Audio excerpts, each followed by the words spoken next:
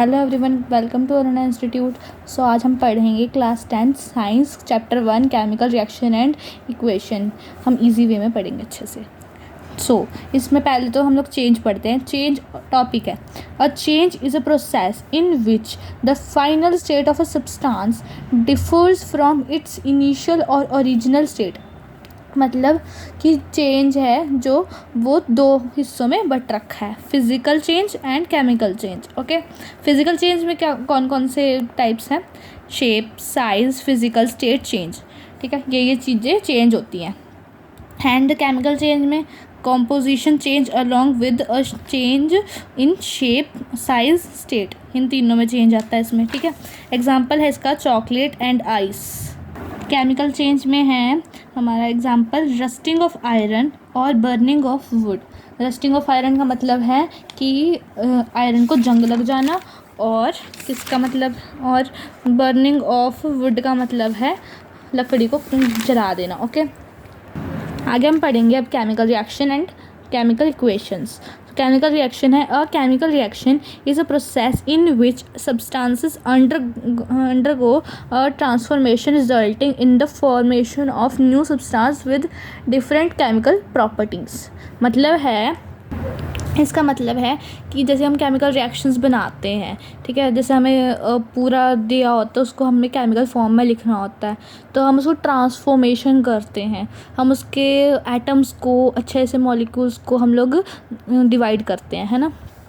Chemical equation, it shows a chemical reaction using symbols and formulas to represent the reactants and productants। ये कौन से होते हैं? reactants and ये product होता है। Okay, H2 + O2 = H2O। ठीक है, सो इसमें ये reactant है एंड ये product है।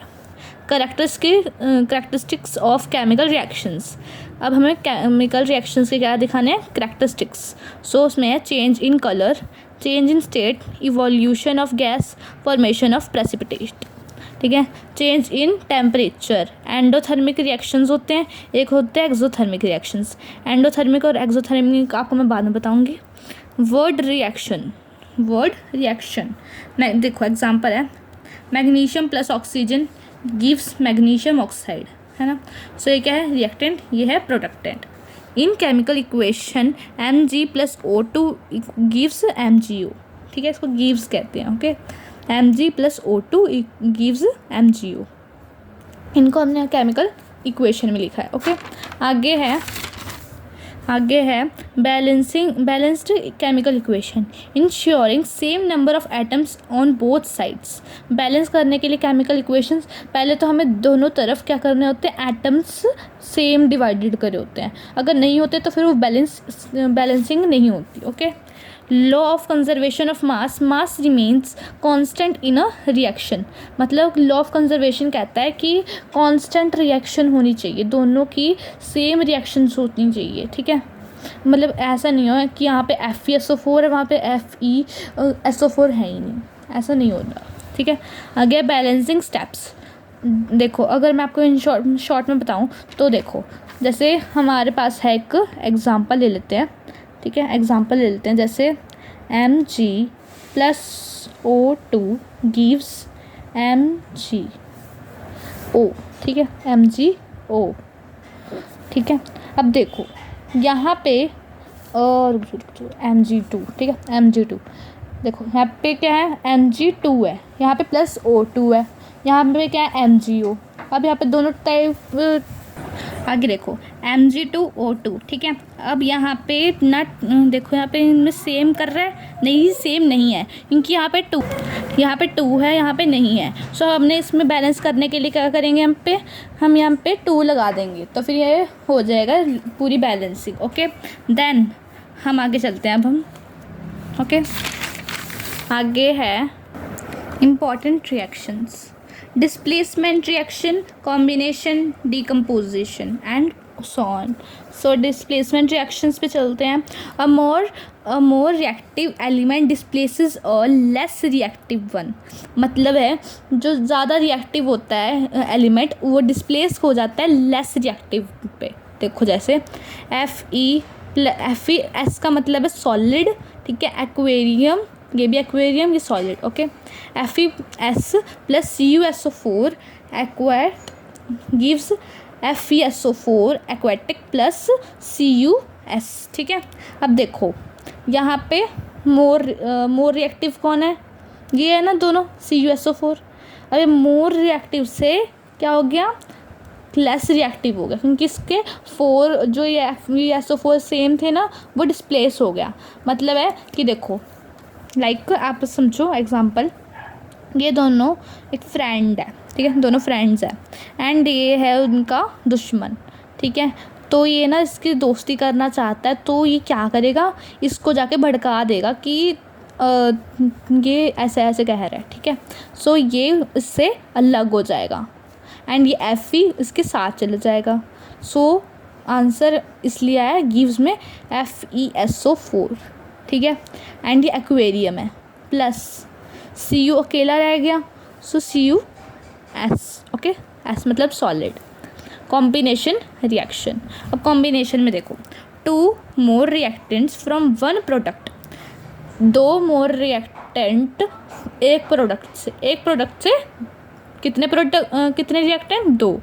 ओके, देखो जैसे CaO plus H2O, CaOH2 aquarium plus heat.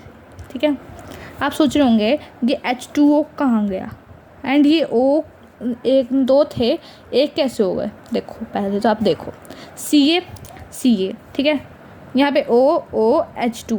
ठीक है, तो हमने क्या करा, ये क्या है, हाइड्रोक्साइड। ठीक है, ये हाइड्रोक्साइड है, सो हमने इनको OH लिख दिया। ठीक है, एक्वेरियम डाल दिया, प्लस लिख के हीट कैसे आया, क्योंकि अगर हम इसे हीट करेंगे तब ये ऐसे बन जाएगा। अब इन दोनों को हम हीट करेंगे, सॉलिड और लिक्विड को हीट करेंगे, तो फिर क्या बन जाएगा, CaOH2 aquarium plus heat. Okay, आगे है डीकम्पोजिशन रिएक्शन। डीकम्पोजिशन रिएक्शन क्या होता है, 1 compound breaks into simpler substance, मतलब एक कंपाउंड तोड़ा जाता है और उसको सिंपलर सब्सटेंस में डालते हैं। ठीक है, लाइक एग्जांपल है ट्वाइस ऑफ FeSO4 गिव्स, ये जो ट्रायंगल होता है ना इसमें गिव्स में वो हीट होता है। देखो यहाँ पे डाल रखा है मैंने, ये क्या है, हीट, ये हीट का साइन होता है। Okay, Fe2O3 plus SO2 plus SO3। ठीक है, अब देखो अगर हम इसको हीट करेंगे तो फिर ये क्या हो जाएगा, ये इसमें डिवाइड हो जाएगा। ठीक है, इसको बोलते हैं डीकम्पोजिशन, मतलब एक सब्सटेंस से बहुत सारे ब्रेक हो जाते सिंपलर सब्सटेंसेस में। ठीक है, एक सब्सटेंस से इतने सारे कंपाउंड्स। ठीक है, आगे है decomposition, thermal decomposition, electrolytic decomposition and photo decomposition.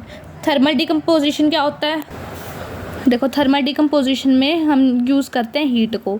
Example CaCO3 gives में हीट CaO प्लस CO2।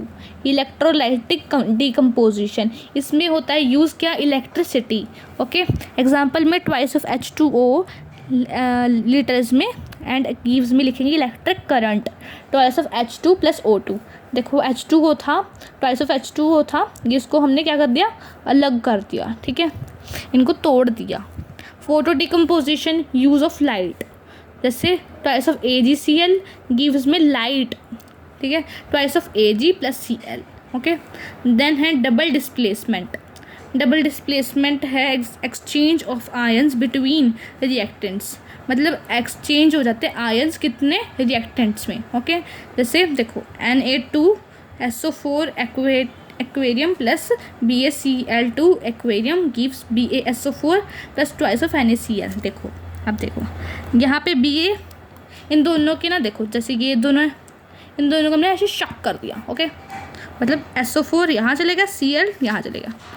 यहाँ पे देखो BaSO4 plus twice of NaCl BaSO4। Okay, आगे है precipitation, formation of an insoluble substance. Insoluble substance कौन से होते हैं, एग्जांपल में BaSO4 है। ओके, आगे है ऑक्सीडेशन और रिडक्शन, इससे बहुत क्वेश्चंस आते हैं, तो इसको आप अच्छे से समझ लीजिएगा। ऑक्सीडेशन और रिडक्शन क्या होता है, ऑक्सीडेशन रिएक्शन होती है gain of oxygen and lose of hydrogen, ठीक है। एग्जाम्पल में twice of Cu plus O2 gives में heat, twice of CuO oxidation, क्या है ये ऑक्सीडाइज कर रहा है, ठीक है। देखो ये दोनों अलग अलग थे एंड इसको इसने ऑक्सीडाइज मतलब जोड़ दिया, ठीक है। सो ये क्या है ऑक्सीडेशन रिएक्शन। आगे है reduction reaction, lose of oxygen gain of hydrogen. उसमें क्या था lose of hydrogen gain of oxygen, इसमें है lose of oxygen gain of hydrogen. Example है CuO plus H2 heat gives Cu plus H2O reduction. इसमें क्या हो रहा है रिडक्शन हो रहा है, क्यों, क्योंकि ये O जो है वो H2 के साथ चले गया, ये Cu अकेला रह गया, Cu प्लस H2O, ओके। अब देखो ऑक्सीडेशन रिएक्शन और रिडक्शन रिएक्शन में बहुत आता है क्या क्या होता है। ऑक्सीडेशन अगर कोई रिएक्शन होएगी ना उसमें हमने हमेशा लिखना है reducing agent, and reduction reaction में लिखना है हमने ऑक्सीडाइजिंग एजेंट। अभी एजेंट क्या है, देखो अगर देखो आपको मैं एग्जांपल से सिखाती हूँ। देखो यहाँ पे हमारा twice of Cu plus O2 heat gives twice of CuO, ठीक है, ऑक्सीडेशन हुआ है। यहाँ पे रिडक्शन भी तो हुआ है क्योंकि यहाँ 2 गायब हुआ ना, तो इसलिए ये रिडक्शन एजेंट है, रिड्यूसिंग एजेंट है। एंड यहाँ पे ऑक्सीडाइजिंग एजेंट कैसे हुआ वो बताती हूँ। अब देखो H2 पे क्या हुआ है O आया है, सो इसलिए यहाँ पे क्या हुआ है ऑक्सीडाइजिंग हुआ है, ओके। आगे है redox reaction, oxidation and reduction occurring similarities ZnO plus C gives में ZnCO। अब देखो यहाँ पे ये O जो है वो यहाँ पे Zn के साथ था, लेकिन ये यहाँ पे CO हो गया। कैसे हुआ, O उधर चले गया, सो ये क्या हुआ Zn रिड्यूस हुआ है एंड C ऑक्सीडाइज हुआ है। कैसे हुआ है, क्योंकि Zn तो अकेला रह गया, उससे O रिड्यूस हो गया, C के साथ ऑक्सीडाइजिंग O हो गया, इसलिए। अब हम पढ़ेंगे एक्सोथर्मिक एंड एंडोथर्मिक रिएक्शंस। अब देखो इसमें एक्सोथर्मिक क्या होता है, जो हीट इवॉल्व करता है। एक्सोथर्मिक से आप याद रखना एक्स लिखा है ना, exit, okay, exit, okay. Exothermic exit करती है हीट एग्जिट करती है, एंड एंडोथर्मिक में इसका ऑपोजिट एंटर करती है हीट, ओके। एग्जाम्पल देख लो, heat evolved respiration C6H12O6 aquarium plus 6O2 aquarium plus gives 6CO2 aquarium plus 6 of H2O litres plus energy. ये बहुत इंपॉर्टेंट रिएक्शन है, आप लर्न कर लेना। एंडोथर्मिक में एंटर करती है हीट, क्या करती है एंटर हीट, ओके। हीट क्या करती है एंटर होती है। Heat absorbed, example CaCO3 heat gives CaO plus CO2, ठीक है। ये वाली रिएक्शन भी इंपॉर्टेंट है, इसको भी लर्न कर लेना। कोरोजन एंड रेंसिडिटी, कोरोजन क्या होता है रेंसिडिटी क्या होता है। कोरोजन वो होता है जो रस्टिंग करता है आयरन को, जैसे आयरन हमारे क्या होता है सिल्वर में होता है, ठीक है, और वो अगर बारिश के मौसम में हम उसे बाहर रख दे तो फिर वो क्या करता है रस्टिंग करता है। रस्टिंग का मतलब उसमें जंग लग जाती है, आपने सुना होगा जंग नाम, ठीक है, जंग उसमें हो जाती है, जंग लग जाती है उसमें, सो फिर देन वो ब्राउनिश रेडिश ब्राउन हो जाता है, ठीक है, कोट आ जाती है उसमें। अगर उसे हम पॉलिश करवा देंगे तो फिर वो पहले जैसा हो जाएगा। Black coat on silver green coat, okay. Rancidity क्या होता है, एडिंग ऑफ एन फोक्सिडाइड। इसमें देखो क्या होता है, addition of antioxidants, filling nitrogen gas, refrigerate of food items, ठीक है, ये अक्रिंग होता है, ओके, प्रिवेंटिंग ऑफ रेंसिडिटी। अब देखो मैंने आपको पूरा चैप्टर पढ़ा दिया है। रिएक्टिविटी सीरीज़ को आपको मैंने पहले ही ट्रिक बता रखी है कैसे करना है लर्न हमने, एंड केस बेस्ड क्वेश्चन जैसे हमारे होते हैं कोई एक्टिविटीज़ है बहुत सारी, उनको आप अच्छे से पढ़ लीजिएगा, उसमें ज़रूर आता है, सो उसको प्लीज़ कर लीजिएगा। सो इसी के साथ हमारा होता है ख़त्म चैप्टर। So thank you.